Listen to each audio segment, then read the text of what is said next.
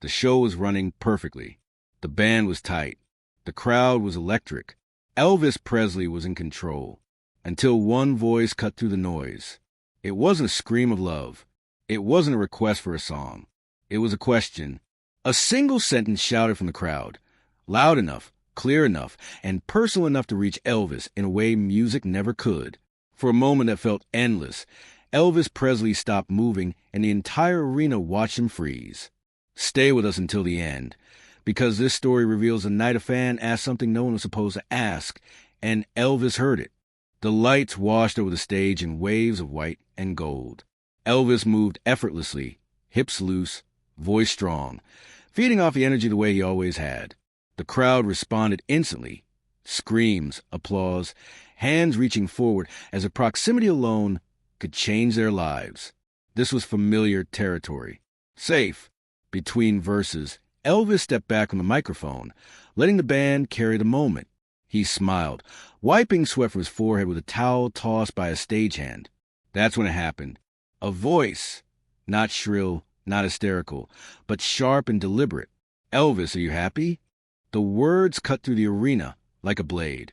For half a second, Elvis didn't register them. He was trained to filter noise, to ignore anything that didn't fit the rhythm of performance. But the question landed again in his mind, fully formed, undeniable. Are you happy? Elvis's smile faded. The band kept playing, unaware. The crowd roared, unaware. But Elvis wasn't. His body stilled. Not dramatically, subtly, enough for the people in the front rows to notice something was wrong. He turned his head slightly toward the sound. Security tensed. The crowd shifted. A few people laughed, assuming it was a joke. Elvis didn't laugh, because that question wasn't entertainment. It wasn't admiration. It was intrusion, not into his career, but into a place he spent years keeping protected. The band reached the end of the phrase and waited for Elvis's cue. It didn't come. The music faltered, then stopped. The arena fell into a confused hush. Elvis stood at the microphone, eyes scanning the crowd now, not for faces, but for that voice. He found it, a fan near the front, frozen now, realizing too late that the question had landed harder than intended. Elvis gripped the microphone stand, jaw tight. For the first time that night, he wasn't performing. He was thinking, and that was dangerous, because the question wasn't something he could answer with a song. And ignoring it suddenly felt impossible. Elvis didn't answer right away. The silence stretched, heavy and unfamiliar, pressing down on the arena until even the restless crowd seemed to sense they'd crossed into something unscripted. This wasn't part of the show. There was no rhythm to follow, no cue lights to rescue him. Are you happy? The question replayed in his mind, slower now, louder. He'd been insulted before, booed, mocked by critics, reduced to caricature in headlines. None of that ever stopped him cold. This did, because insults attack what you show the world. That question reached for what he hid from it. Elvis swallowed and loosened his grip on the microphone stand, forcing his body to breathe again. His chest felt tight, like the air itself had thickened. Happiness wasn't something he'd ever been asked to prove. Success? Yes. Strength? Constantly. Gratitude? Always. But happiness? That was personal, dangerous, unmeasurable. He glanced toward the band, searching for an escape route. They watched him closely now, instruments lowered, eyes full of concern. They knew him well enough to recognize the difference between drama and disruption. Elvis leaned slightly toward the microphone, then stopped himself. Anything he said would become permanent. Anything he avoided would be noticed. He scanned the crowd again and found a fan, a young man, barely moving, face pale now with the realization that he hadn't shouted into nothing. He'd been heard. Elvis felt something unexpected rise in his chest. Not anger, recognition. Because there had been nights, many of them, when Elvis had asked himself that same question in the quiet of hotel rooms, staring at ceilings he couldn't name, listening to applause echo in his memory like it belonged to someone else. Are you happy? He had never answered it honestly. The crowd began to murmur. Whispers spread. Some people laughed nervously. Others waited, sensing something fragile unfolding in front of them. Elvis cleared his throat. "You know," he began, then stopped.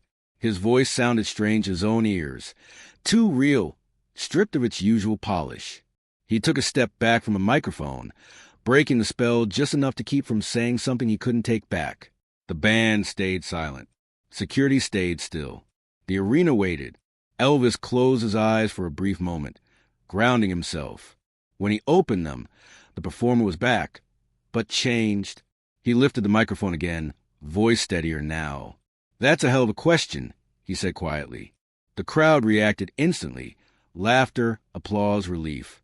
The tension cracked, but it didn't disappear. Elvis nodded toward the band. "Let's keep going," he said. The music resumed. The show moved forward. But something had already shifted, because Elvis Presley had just been forced to confront a question he'd spent his life avoiding, and no amount of noise could drown out anymore. The applause carried Elvis off the stage. It should have lifted him the way it always did. The roar, the standing bodies, the familiar release that came from giving people what they came for. It didn't. As soon as he crossed the curtain, the sound dulled, like someone had shut a door inside his chest. Crew members moved around him, efficient and careful, pretending nothing unusual had happened. Someone handed him a towel. Someone else asked if he needed water. Elvis nodded to both without really seeing them. The question stayed. "Are you happy?" Back in the dressing room, Elvis closed the door himself. Not slammed deliberately.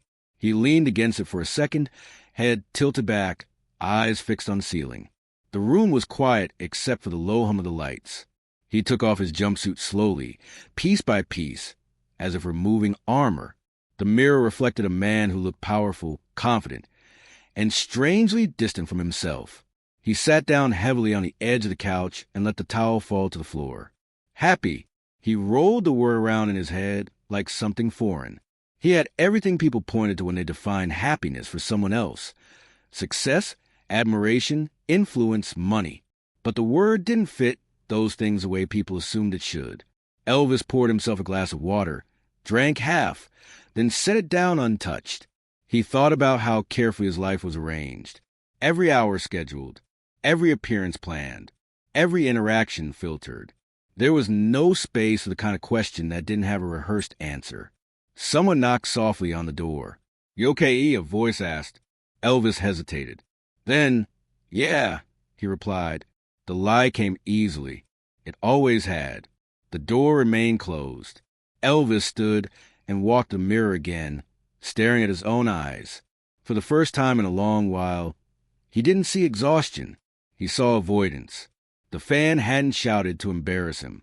The fan had shouted something honest, something Elvis had been quietly asking himself for years without ever finishing the thought. He sat back down, elbows on his knees, hands clasped. The question hadn't stopped the show. It had followed him where applause couldn't go. And for the first time, Elvis realized that ignoring it might be harder than answering it. The dressing room felt smaller the longer Elvis stayed in it. Not because the walls moved, but because the noise in his head refused to quiet down.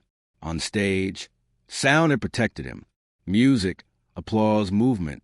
Here, there was nothing to absorb the question. "Are you happy?"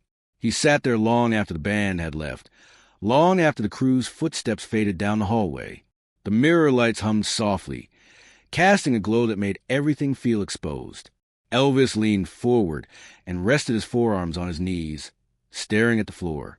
Happiness had always felt like a word meant for other people.